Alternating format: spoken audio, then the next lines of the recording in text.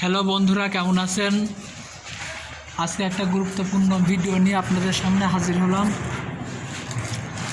আপনারা দেখতে পাচ্ছেন এখানে সিলিংয়ের ভাড়া দেওয়া এবং পুরো সিলিংটা প্লাস্টারের জন্য রেডি করা হচ্ছে।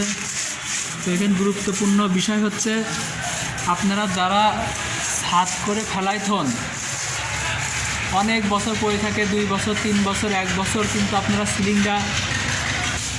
সিলিংটা প্লাস্টার না করে ফেলাইথন, এটা হচ্ছে সবচেয়ে বড় একটা ক্ষতির কারণ। এখন দেখতে পাচ্ছেন যে ছাদে যে পলিথিন ব্যবহার করা হয়, এই পলিথিনটা লেগে যায়, এই পলিথিনটা তোলা যায় না। আপনারা দেখতে পাচ্ছেন যে তারের বিরাশ দিয়ে পলিথিন তোলার কাজ চলছে, এরপর বাঁশটি দিয়ে কুপানো হবে। এই পলিথিন তুলতে অনেক সময় একদিন লেগে যায়। এই সিলিংগুলো ছাদটা শুকায় যায়, যার জন্য প্লাস্টারও ঠিক মতো ধরে না।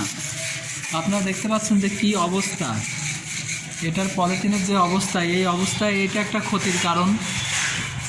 পলিথিন অনেক সময় পুরোপুরি তুলতে পারে না, থেকে যায়, সেই প্লাস্টারটা ভালো মতো ছাদের সাথে লাগে না, অনেক সমস্যা হয়। প্লাস্টারটা ফিনিশিং আসে না, ফিনিশিং করতে কষ্ট হয় মিস্ত্রিদের, ফিনিশিংও দেওয়া যায় না, এবং এক জায়গায় শুকায় যায়, এক জায়গায় নরমই থাকে, তার কারণে ফিনিশিং দেওয়া যায় না, ইত্যাদি অনেক সমস্যা হয়। তো আপনারা যারা বাড়ি করবেন তারা একটা জিনিস মাথায় রাখবেন যে ছাদ করে ফেলাইতেন ঠিক আছে, যদি সিলিংটা প্লাস্টার করে ফেলাইতেন সেই ক্ষেত্রে আপনাদের সব দিক থেকে অনেক ভালো হবে এবং জিনিসটা মজবুত টেকসই দিক থেকে অনেক ভালো হবে। আপনারা দেখতে পাচ্ছেন যে ছাদের কি অবস্থা। এই অবস্থায় প্লাস্টার এটা সারাদিন 4-5টা লোকের লাগে ঘষে তুলতে, লেবার খরচও বেশি এবং আপনার সেফটির দিকটাও কম, সব দিকই সমস্যা। যার জন্য আপনারা যারা ফেলাইত হবেন তারা এই ভুলটা কখনো করবেন না। এটা হচ্ছে একটা বিল্ডিংয়ের সবচেয়ে বড় ভুল, যে প্লাস্টার না করে বছরকে বছর ছাদ ফেলাইতে হয়। আপনি ছাদটা প্লাস্টার করে ফেলাইতে হবেন, যাতে এই পলিথিনগুলা ছাদের সাথে এভাবে লেগে না যায়। আপনারা দেখতে পাচ্ছেন যে কত কষ্ট করে ডলা হচ্ছে, তারের বুড়া দিয়ে জ্বলছে, অনেক সময় বাঁশলি দিয়ে কুন্ডি দিয়ে, তাও এগুলা ওঠে না। তা আশা করি আপনারা এই ভুলগুলো কখনো করবেন না।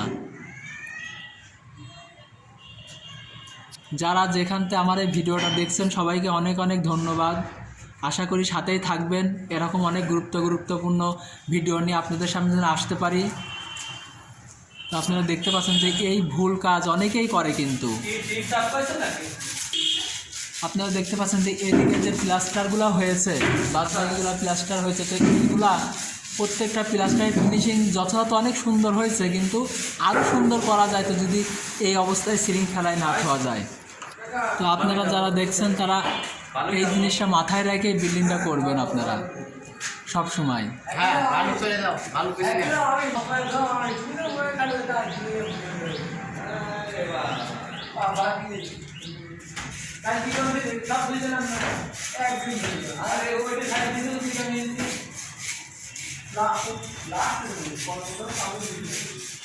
তো বন্ধুরা, আশা করি আপনারা ভিডিওটার মানে বুঝতে পাচ্ছেন যে কতটা গুরুত্বপূর্ণ এই সিলিং,